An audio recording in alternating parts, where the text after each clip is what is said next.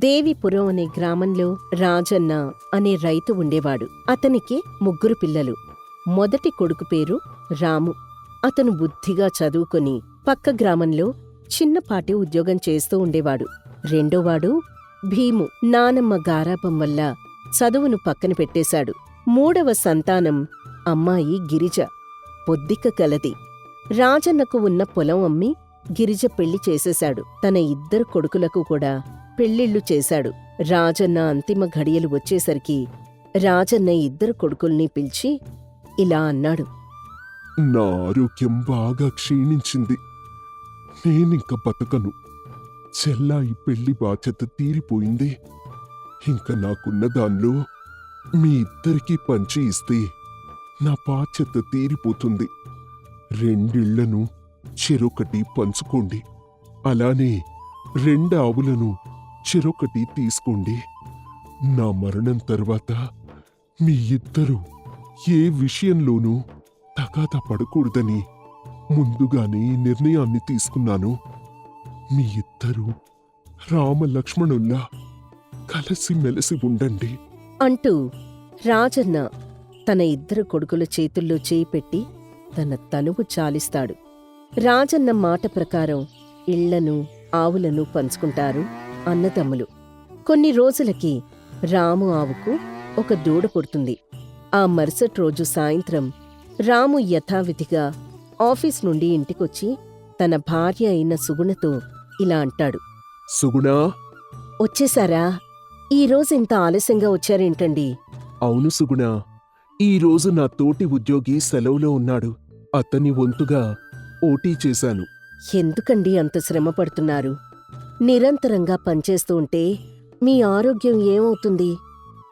ఏం కాదులే సుగుణా, నేను 4 డబ్బులు వెనక వేసేది మన పిల్లల భవిష్యత్తు కోసమేగా. కానీ మీ ఆరోగ్యాన్ని కూడా చూసుకోవాలి కదండి. సరే సుగుణా, కాస్త మంచినీళ్ళు తీసుకునిరా. అయ్యో నా మతిమండ, ఆగండి తీసుకునొస్తాను అంటూ సుగుణ గ్లాస్తో మంచినీళ్లు తీసుకొచ్చి ఇస్తూ, మన ఆవు పొద్దున్ననగా మేతకు వెళ్ళిందండి. తిరిగి రాలేదు. ఒకసారి చూసిరండి.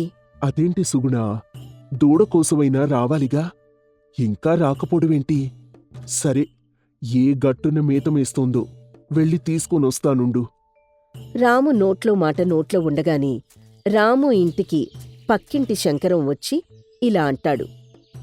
రామూ, మేతకు వెళ్ళిన నీ ఆవు ఊటబావిలో పడిపోయిందయ్యా. ఇది విన్న రాము సుగుణ కంగారుపడ్డారు. రాము శంకరంతో ఇలా అన్నాడు. ఏమంటున్నావు శంకరం? అవును రాము, ఊరి చివర ఉన్న ఊటబావిలో మీ ఆవు పడిపోయింది. శంకరం, నువ్వు సరిగ్గా చూసావా? అది మా ఆవేనా? అవును రాము, నేను చూశాను, అది మీ ఆవే. రాము కంగారుగా సుగుణతో ఇలా అన్నాడు. సుగుణా, నేనొకసారి ఊటబావి దగ్గరికి వెళ్ళి వస్తాను. అలాగేనండి, వెళ్ళి చూసిరండి. శంకరం, రాము 2 కలిసి ఊరి చివర ఉన్న ఊటబావి దగ్గరికి చేరుకుంటారు. రాము కళ్ల ముందే మునిగిపోతున్న ఆవును చూసి ఏమీ చేయలేని నిస్సహాయ స్థితిలో వెలవెలపోతాడు. రాము ఇంటికి తిరిగి వెళ్తాడు. రాముని చూసిన సుగుణ రాముతో ఇలా అంటుంది. ఏమైందండి అలా ఉన్నారు? ఆవును రక్షించలేకపోయారా? లేదు సుగుణా, పరిస్థితి చేయి దాటిపోయింది. ఆవుని కాపాడలేకపోయాను. నా కళ్ల ముందే మునిగిపోతుంటే చూస్తూ ఏమి చేయలేకపోయాను సుగుణా. ఇది విన్న సుగుణ బాధతో ఏడుస్తూ రాముతో ఇలా అంటుంది. ఇలా జరిగిందేంటండి? ఈ ఆవునేగా మన పాల వ్యాపారానికి నాంది అనుకున్నాం. మీ జీతానికి చేదోడుగా ఉంటుంది, పిల్లలకు మంచి భవిష్యత్తు ఇవ్వాలి అనుకున్నాం.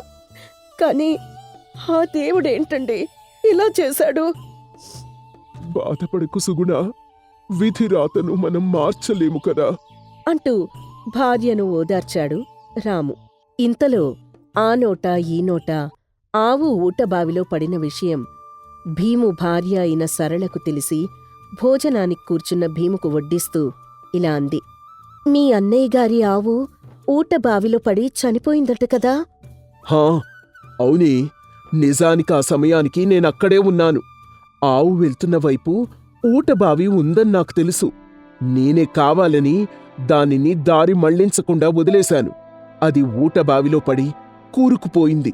అదేంటండి అలా చేశారు? మీరు చేసిన పనికి ఆవు ప్రాణాలు కోల్పోయింది. పైగా దానికి చిన్న దూడ కూడా ఉంది.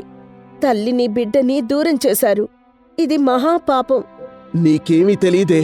ఊరుకో. పాపం ఏమిటి పాపం? నేనేమైనా ఆవుని ఊటబావిలోకి నెట్టేశానా ఏంటి? ఆ ఆవుకి భూమి మీద నూకలు చెల్లిపోయాయి, చచ్చిపోయింది. అయినా మా అన్న రాముకి ఉద్యోగం ఉందని గర్వం ఎక్కువ. పైగా 2 ఆదాయాలు. ఇలా పాపపుణ్యాలు లెక్క వేసుకుంటే మనం ఎప్పటికీ పైకి రాలేము. గుర్తుంచుకో. మీరేవన్నా చెప్పండి, మీరు చేసింది చాలా తప్పు. మనక్కూడా పిల్లలున్నారు. ఆ పాపం వాళ్ళని వెంటాడుతుంది. ఆ ఆవు ఊటబావు వైపు వెళ్తుంటే దానిని దారి మళ్లించడం మానేసి అది చనిపోవడానికి కారణమయ్యారు. ఆ ఆవుని పొట్టన పెట్టుకున్నారు. మనుషుల మీద పగను మూగజీవాల మీదకి చూపించడం ఏంటి? ఏమిటి పగ ప్రతీకారాలంటూ పెద్ద పెద్ద మాటలు మాట్లాడుతున్నావు? నీకు మళ్ళీ చెప్తున్నా, నేనేం బావిలోకి దాన్ని నెట్టేయలేదు. ఇంక నాతో అధిక ప్రసంగం ఆపో. అధిక ప్రసంగం కాదండి. మీరన్నట్టే వాళ్ళకి 2 ఆదాయాలు. ఒకటి లేదంటే మరొక దానిమీద ఆధారపడగలరు. కాని మనం ఈ పాడి పశు సంపద మీద ఆధారపడి బతుకుతున్నాం. అటువంటిది మీరే ఆ పని చేయటం ఏంటి అని అడుగుతున్నా. అయినా సొంత అన్నయ్య మీద పగేంటండి? అతని వల్ల మీరేం నష్టపోయారని అంత పగ పెంచుకోడానికి? మనకంటూ ఉన్నది వాళ్లే కదా. బంధుత్వాల గురించి నాకేం నువ్వు కొత్తగా చెప్పకర్లేదు సరళ. ఎవరితో ఎట్లా ఉండాలో నాకు బాగా తెలుసు. ఇప్పుడు నువ్వొచ్చి కొత్తగా నాకు నేర్పించాల్సిన అవసరం లేదు. తెచ్చింది వండి పెట్టి పిల్లలను, నన్ను, ఈ ఇంటిని బాగా చూసుకుంటే చాలు. నువ్వు ఊరుకుంటుంటే ఉపన్యాసాలు బాగానే ఇస్తున్నావు. నీ తెలివి, చురుకుదనం ఇంటి పని మీద పెట్టు. నాకుచిత సలహాలివ్వడం కాదు. వెళ్ళి మంచినీళ్ళు తీసుకురాపో అంటూ భీము సరళ మీద కోప్పడుతూ తన భోజనాన్ని ముగిస్తాడు. మరుసటి రోజు అనారోగ్యం కారణంగా భీము ఆవుకు చనిపోయిన ఆవు దూడ పుడుతుంది. భీము ఆ ఆవుకి పాలను తీయబోతే దూడలేని కారణంగా ఆవు పాలనివ్వకుండా కాల్తో తంతుంది. దీంతో అటు ఉద్యోగం లేక ఇటు ఆవు పాలు ఇవ్వక ఆర్థికంగా చాలా ఇబ్బందుల్ని ఎదుర్కొంటాడు భీము. కాలం గడుస్తున్న కొద్దీ రాము ఆవుకి పుట్టిన దూడ పెద్దదవుతుంది. అలానే ఉద్యోగం చేస్తూ వచ్చిన డబ్బుల్లో కొంత డబ్బులు వెనకవేసి ఒక కొత్త ఆవు తీసుకుంటాడు. అలా రాము, అతని భార్య సుగుణ నిరంతర కృషితో పశు సంపత్తిని పెంచుతారు. భార్య సహాయ సహకారాలతో పాల వ్యాపారం అభివృద్ధి చెందుతుంది. ఇంతలో భీము తన ఇంటిని అమ్మటానికి బేరం పెడతాడు. అది తెలుసుకున్న రాము సుగుణతో ఇలా అంటాడు. మా తమ్ముడు భీము తన ఇంటిని అమ్మటానికి బేరం పెట్టాడు సుగుణ. అయ్యో, అదేంటండి? అవును సుగుణ. అదేంటండి? అతనికి అంతటి కష్టం ఇప్పుడేం వచ్చింది? కష్టాలు ఎప్పటినుంచో ఉన్నాయి సుగుణ. నేనే బాధ్యతల్లో పడి మా తమ్ముణ్ణి పూర్తిగా పట్టించుకోవడం మానేశాను. అందుకే ఇప్పుడు వాడికి ఆ పరిస్థితి వచ్చింది. ముందే నేను తెలుసుకుని ఉండుంటే వాడికిప్పుడు ఈ గతి పట్టుండేది కాదు. ఇందులో నా తప్పు కూడా ఉంది సుగుణ. వెంటనే నా తప్పు నేను సరిదిద్దుకుంటాను. మనకున్న ఆవుల్లో 2 వ్యాపారం మొదలు పెట్టమని చెప్తాను. దీంతో అయినా కొంతవరకు సమస్యలు తీరుతాయేమో. సరేనండి, కాని మీ తమ్ముడికి ఆత్మాభిమానం ఎక్కువ. మీరిచ్చిన వాటిని అతను స్వీకరిస్తాడో లేదో? అవును సుగుణ, వాడికి చిన్నప్పట్నుంచి ఆత్మాభిమానం కాస్త ఎక్కువే. నేను వాడికి సహాయం చేయటం వాడికి ఇష్టం లేకపోతే అప్పుడు నువ్వు మా తమ్ముడి భార్య సరళతో మాట్లాడి అందుకు వాణ్ణి ఒప్పించేందుకు ప్రయత్నించమని చెప్తూగాని. అలాగేనండి. వెళ్ళేటప్పుడు పిల్లల కోసం మిఠాయిలు పట్టుకుని వెళ్ళండి. అలాగే సుగుణ అంటూ రాము భీము ఇంటికి పిల్లల కోసం మిఠాయిల్ని పట్టుకుని వెళ్తాడు. హాయ్, పెద్దనాన్నొచ్చారు. అమ్మ నాన్న, ఇలా చూడండి ఎవరొచ్చారు అంటూ రాముని చూసి పిల్లలు సరదా పడతారు. రాము చేతిలో ఉన్న మిఠాయిలని పిల్లలకిస్తాడు. పిల్లలు వాటిని చూసి చాలా ఆనందపడతారు. ఇంతలో వంటగదిలో నుండి సరళ వస్తూ, ఇలా అంటుంది. ఎవరొచ్చారు పిల్లలు? ఓ బావగారు, మీరా? రండి రండి, ఇలా కూర్చోండి. ఎలా ఉన్నారు బావగారు? అక్కా పిల్లలు అందరూ క్షేమమేనా? అందరూ క్షేమంగానే ఉన్నారమ్మా.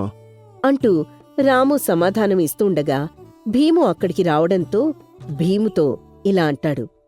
ఎలా ఉన్నావు భీము? ఏదో అలా ఉన్నావన్నయ్యా. ఇంటిని అమ్మటానికి బేరం పెట్టావని తెలిసింది. నిజమేనా? అవునన్నయ్యా.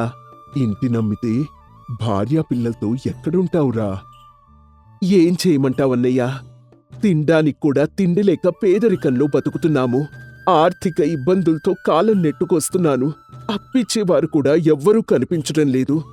ఈ ఇంటిని అమ్మకానికి పెట్టి వచ్చిన డబ్బుతో కొన్ని అప్పులు తీర్చి మిగిలిన డబ్బుతో ఒక ఆవును తీసుకుంటాను. అదేంటి భీము, నీకీ అన్నయ్య లేడు అనుకున్నావా? సమస్యలు వస్తాయి వెళ్తాయి, అందుకని ఇలా కృంగిపోతే ఎలారా? చెప్పు. నన్ను క్షమించన్నయ్యా. ఆ రోజు నీ ఆవు చనిపోవడానికి కారణం నేనే. నీ మీద అసూయతో దానిని దారి మళ్లించకుండా దాని చావుకి కారణమై పాపాన్ని మూటగట్టుకున్నాను. అందుకే నాకా దేవుడు ఇన్ని కష్టాల్ని మిగిల్చాడు అంటూ భీము ఏడుస్తూ పశ్చాత్తాపడతాడు. దానికి రాము భీముని ఓదారుస్తూ ఇలా అంటాడు. ఊరుకో భీము, పశ్చాత్తాపానికి మించిన శిక్ష లేదు. నీలో మార్పు వచ్చింది, అది చాలు. ఈ ఇంటితో నాన్నగారి జ్ఞాపకాలు ముడిపడి ఉన్నాయి. అయినా నీకీ అన్నయ్య ఉండగా ఇంటిని అమ్మవలసిన అవసరం నీకు రానివ్వను. 2 మేలుజాతి ఆవుల్ని నీకిస్తాను. వాటితో తిరిగి మళ్ళీ వ్యాపారాన్ని మొదలుపెట్టు. సమస్యలు వాటికవే చక్కబడతాయి. ఆ మాటలు విన్న భీము కంటతడితో అన్న రాముకి చేతులు జోడించి దండం పెట్టి ఇలా అన్నాడు. నీకన్యాయం చెయ్యాలి అనుకున్నానన్నయ్యా, కాని నువ్వు నన్ను ఆపదలో ఆదుకోవాలనుకుంటున్నావు. నీ ఆదాయాన్ని చెడగొడదామనుకున్నాను, కాని నువ్వు నాకు ఆదాయాన్ని కల్పిస్తున్నావు. నేను నీ నాశనాన్ని కోరుకున్నాను, నువ్వు నా సుఖాన్ని కోరుకుంటున్నావు. నీ మేలు ఈ జన్మకి మర్చిపోలేనన్నయ్యా, మర్చిపోలేను. అంటూ భీము రాము కాళ్ళమీద పడబోతాడు. రాము భీముని ఆపుతూ గట్టిగా హత్తుకొని ఇలా అంటాడు. ఊరుకో భీము, నా అనుకున్న వాళ్ళు కాకుంటే ఆపదలు ఎవరు ఆదుకుంటారా? నీకు నేను కాకుంటే ఎవరున్నారు? నా అన్నగారు చనిపోతూ ఏమన్నారు గుర్తుందా భీము? ఇద్దరూ రామలక్ష్మణుల్లా కలిసిమెలిసి ఉండండి అన్నారు. అదే ఆయన చివరి కోరిక కూడా. మన మధ్య అసూయ ద్వేషాలకు చోటుండకూడదు. అన్నమాట ప్రకారం రాము 2 మేలుజాతి ఆవుల్ని భీముకిస్తాడు. ఆవుల నుండి వచ్చిన పాలనమ్మి డబ్బుల్ను సంపాదించి ఆర్థిక సమస్యలను అధిగమించి వ్యాపారాన్ని మరింత అభివృద్ధి చేసుకుంటాడు భీము. ఇద్దరు అన్నదమ్ములు వారి వారి వ్యాపారాల్లో అభివృద్ధి సాధించి రామలక్ష్మణుల్లా కలిసిమెలిసి ఆనందంగా వారి వారి కుటుంబాలతో జీవనాన్ని కొనసాగిస్తారు.